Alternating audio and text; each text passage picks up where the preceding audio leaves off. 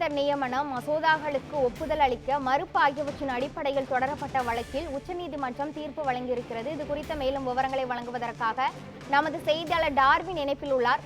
Darwin, இது தொடர்பான மேலும் விவரங்கள் என்ன பதிவு பண்ணுங்க.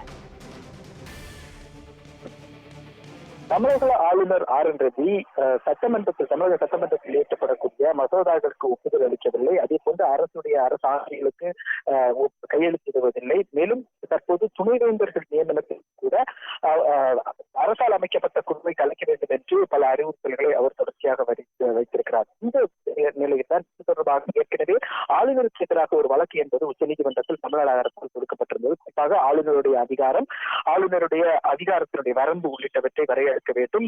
மேலும் இந்த மசோதாக்களுக்கு ஒப்புதல் அளிக்காமல் ஆளுநரை இழுத்தடிப்பது உள்ளிட்ட விவகாரங்களை முன்னிறுத்தி ஒரு மனுவை தமிழ்நாடு அரசாங்கம் தாக்கல் செய்திருந்தது. இந்த மனுக்கள் தான் உச்சநீதிமன்றத்தில் விசாரணைக்கு இருந்து வந்த நிலையில் அந்த வழக்கை பொறுத்தவரைக்கும் கடந்த முறை வழக்கு விசாரணைக்கு வந்தபோது இந்த வழக்கை ஒரு வாரத்திற்கு ஒத்திவைக்க வேண்டும், சில முன்னேற்றங்கள் நடைபெறுவதாக மத்திய அரசினுடைய தலைமை வழக்கறிஞர் வெங்கட்ரமணி அவர்கள் நீதிபதி பர்திவாலா மற்றும் மகாதேவன் அடக்கியாமல் வந்து தெரிவித்திருந்தார்கள். அதனை ஏற்றுக்கொண்ட நீதிபதிகள் இந்த வழக்கை ஒத்திவைத்திருந்தார்கள். அதே வேளையில் அன்றைய தினத்தை பொறுத்த வரைக்கும் பார்த்தோம் என்றால் ஆளுநருக்கும் தமிழக அரசுக்குமான அந்த போக்கு என்பது எவ்வாறு இருக்கிறது, உறவு என்பது சுமூகமாக இருக்கிறதா என்ற கேள்வியை எழுப்பிய போது தமிழக அரசு தரப்பில் ஆகியிருந்த வழக்கறிஞர்கள் ஏற்கனவே ஆளுநருடைய அந்த மோதல் போக்கு என்பது தற்போதும் தொடர்ந்து கொண்டுதான் இருக்கிறது, அந்த ஆளுநருக்கும் தமிழக அரசுக்கும் இடையிலான அந்த உறவு என்பது சுமூகமாக இல்லை என்பதை எடுத்து வைத்திருந்தார்கள்.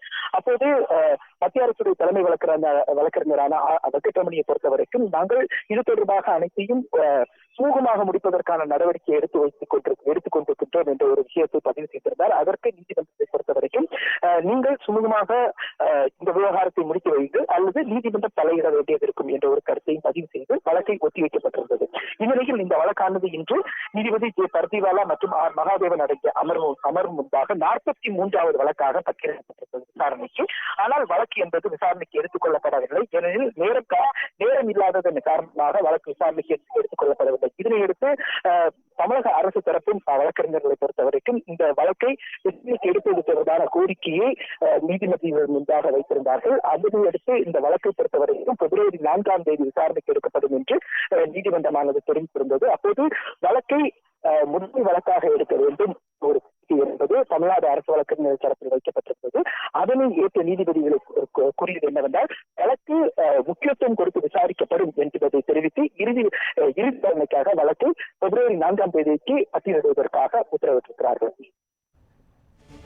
ஆளுநருக்கு எதிராக தமிழக அரசு தொடர்ந்த வழக்கை February 4ஆம் தேதிக்கு உச்சநீதிமன்றம் ஒத்திவைத்துள்ளது. இது குறித்த முழுமையான விவரங்களை வழங்கியதற்கு நன்றி டார்வின்.